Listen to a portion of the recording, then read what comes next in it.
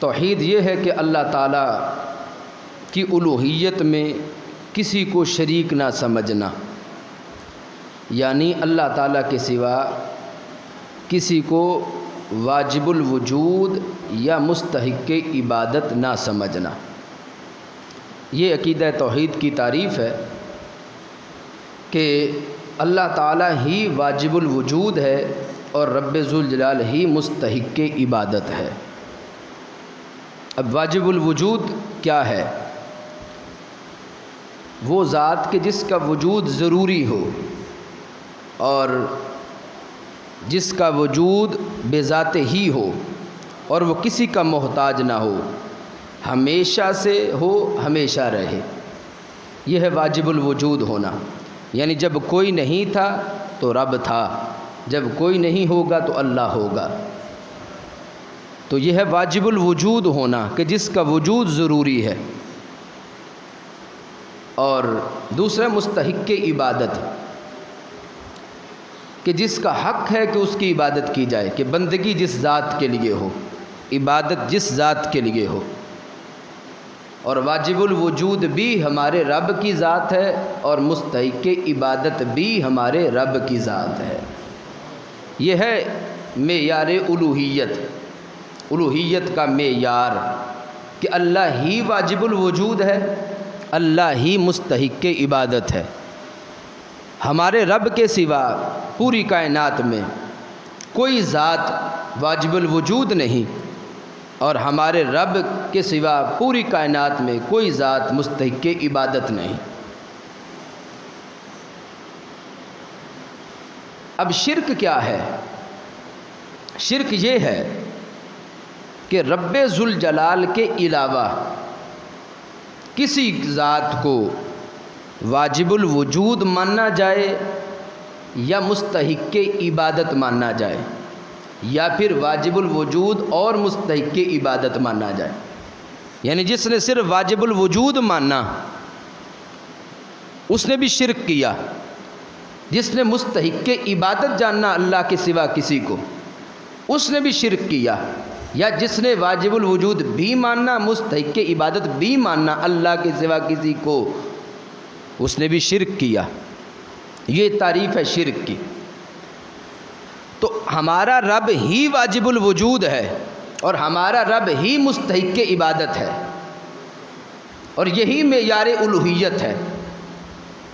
باقی رہا مدد کا مسئلہ، حاجت روائی کا مسئلہ، دستگیری کا مسئلہ، داتا ہونے کا مسئلہ، تو ہمارا رب چاہے تو خود مدد کر دے، چاہے تو اپنے بندوں سے مدد کروا دے۔ چاہے ہمارا رب خود مدد کرے، چاہے ہمارا رب بندوں سے مدد کروا دے۔ اور پھر اس میں ایک دوسرا پہلو بھی ہے اللہ کی صفات کے حوالے سے۔ رب کی صفات، جیسے اللہ بھی مددگار ہو، بندہ بھی مددگار ہو، اللہ بھی مشکل کشا ہو، بندہ بھی مشکل کشا ہو، تو اس میں فرق کیا ہوگا؟ یاد رکھیے گا رب ذوالجلال کی جتنی صفات ہیں وہ اللہ کی ذاتی ہیں، اللہ کی ساری صفات اس کی، اللہ کی ساری صفات اس کی، کسی نے رب کو کوئی صفت دی نہیں، اور اللہ کے علاوہ کائنات میں جس کو ملے گی کوئی صفت وہ رب عطا فرمائے گا۔ تو اللہ کی ہر صفت اس کی ذاتی ہے، اور جو بندے کو ملی وہ عطائی ہے۔ یہ پہلا فرق ہے بندے کی صفات میں اور رب ذوالجلال کی صفات میں، کہ اللہ کی ہر صفت اس کی ذاتی ہے اور بندے کی عطائی ہے۔ اگر کوئی اللہ کی ذات میں عطائی صفت مانے تو بندہ خارج از اسلام ہے، کہ کون ہے جو رب کو صفت عطا کرے؟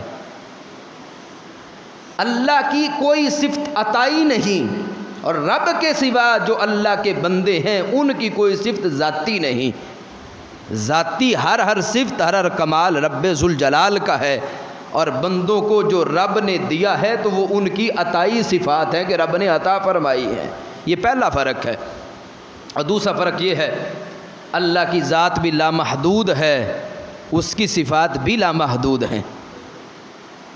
اللہ کی ہر صفت لامحدود ہے، جبکہ جو بندوں کو صفات ملی وہ محدود ہیں، لیکن ان کی جو حد ہے وہ جس طرح ذات بدلے گی تو پھر حد جو ہے وہ بھی بدل جائے گی، کہ ایک ہے میرا علم، ایک ہے میرے استاذ گرامی کا علم، ایک ہے ان کے استاذ گرامی کا علم، اور اس طرح چلتے چلتے پھر ایک ہے تابعین کا علم، اور پھر ان پر ہے صحابہ کا علم، اور پھر ہے انبیاء کا علم، اور انبیاء میں ہے ہمارے آقا علیہ السلام کا علم۔ تو یہ ایک مثال ہے کہ جس طرح ذات بدلے گی تو جو حد ہے اس حد کا پیمانہ بھی بدل جائے گا۔ تو اللہ کی ہر صفت لامحدود ہے، لیکن رب نے جو بندوں کو عطا کی ہے وہ صفات محدود ہیں۔ اور تیسرا فرق یہ ہے، اللہ کی ذات بھی قدیم ہے، اس کی صفات بھی قدیم ہیں۔ اللہ کی صفات کیا ہیں؟ قدیم ہیں، کہ رب ہمیشہ سے ہے، اس کی صفات بھی ہمیشہ سے ہیں۔ لیکن جو بندہ ہے اس کی جو صفات وہ جدید ہیں، کہ جب رب نے عطا کی تب سے ہیں، قدیم نہیں بندوں میں۔